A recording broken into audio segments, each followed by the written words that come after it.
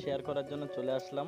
আমার জীবনে একটা অভিজ্ঞতা। আমাদের গ্রামে একসময় একটা লোক ছিল, তো খুব স্বার্থপর লোক। সে কাউকে কোনোদিন তার সম্পত্তি শেয়ার দিত না, তাদের বন্ধু বলেও না, কাউকে দিত না। এবার নিজে সবসময় ঠকিয়ে নেওয়ার চিন্তা ভাবনা করতো লোকের কাছ থেকে। এখন সেই ব্যক্তিটি এক সময় একটা জঙ্গলের ভিতর দিয়ে আসছিল বা যাচ্ছিল কোনো জায়গায়। এবার কোথাও যেতে গিয়ে তার কাছে তোমার আপনার 30টি স্বর্ণমুদ্রা ছিল। এবার 30টি স্বর্ণমুদ্রা যখন ছিল, তখন নাকি কোনো সময় পড়ে গেছিল তার কাছ থেকে। এখন পড়ে যাওয়ার ফলে ওই 30টি স্বর্ণমুদ্রা পড়ে গেলে তার একটা বন্ধুর মেয়ে সেই রাস্তা দিয়ে যাওয়ার সময় পায়।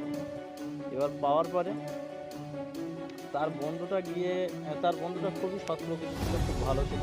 এবার তার কাছে গিয়ে জিজ্ঞাসা করলো যে, বন্ধু কী ব্যাপার, তোর এরকম আম, আহ, মানে তুই এতটা ভেঙে পড়েছিস কেন, তোর এরকম লাগছে কেন? তখন সে বললো যে, ভাই আমার 30টি স্বর্ণমুদ্রা আমি হারিয়ে ফেলেছি। তখন মানে আমার স্বর্ণমুদ্রাগুলো আমি হারিয়ে ফেলেছি। এখন সেই সময় ওর বন্ধুটাকে বললো যে, তুই কি এসব বিষয়ে কিছু জানিস? তখন ওর বন্ধুটা বললো যে, আমার মেয়ে বাড়ি এসেছে, এসে বললো যে আমার আমার কাছ থেকে মানে আমার মেয়ে পেয়েছে সেই টাকাটা, সেই স্বর্ণমুদ্রাটা আমার কাছে আছে।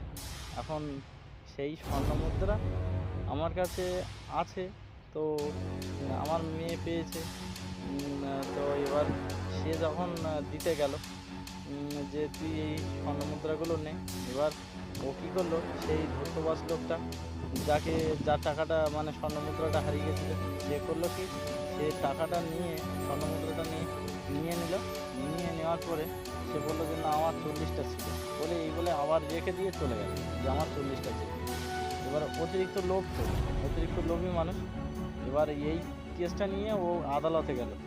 তখন ওর নিজের বন্ধু ছিল। এবার আদালতে যাওয়ার পরে নিজের বন্ধুকে নিয়ে আদালতে গেল।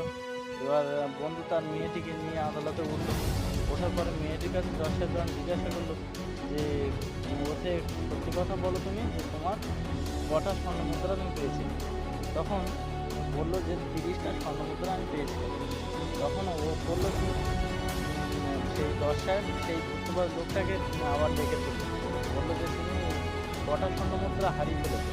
তখন সে বললো যে, আমার 40টি স্বর্ণমুদ্রা হারিয়ে ফেলেছে।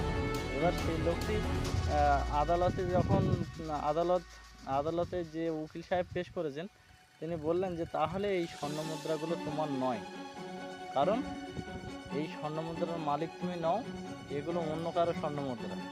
কারণ তোমার ছিল 40টি আর ওনার আছে 30টি, উনি পেয়েছেন 30টি, তাহলে অ্যাকচুয়ালি তোমার স্বর্ণমুদ্রাগুলি নয়। তখন সেই ধূর্তবাজ লোকটি স্বীকার করলো যে এই স্বর্ণমুদ্রাগুলি আমার, কিন্তু কোনো দিনের জন্যে মানে সে এতটা টাকার লোভ করতো যে তোমাদের মানে ওটা এই কথাটা বলতে চাই না, আরও 10টা স্বর্ণমুদ্রা বেশি করে নেবে বলে কথাটা বলেছে।